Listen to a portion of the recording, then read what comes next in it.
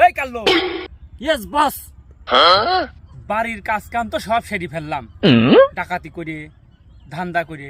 তো এখন পানির লাইনের কাজটাতে করা লাগবে। সে পাইপ টাইপ কোনতে কিরকম কি ডাকাতি করে একটু বুদ্ধি বার কর, কোনো কিছু ভাব। পানির লাইনের কাজ নিয়ে আপনি কোনো টেনশন করবেন না, পাইপ আমার খোঁজে আছে, আপনি আমার সাথে চলে আসেন। 3, 2, 1.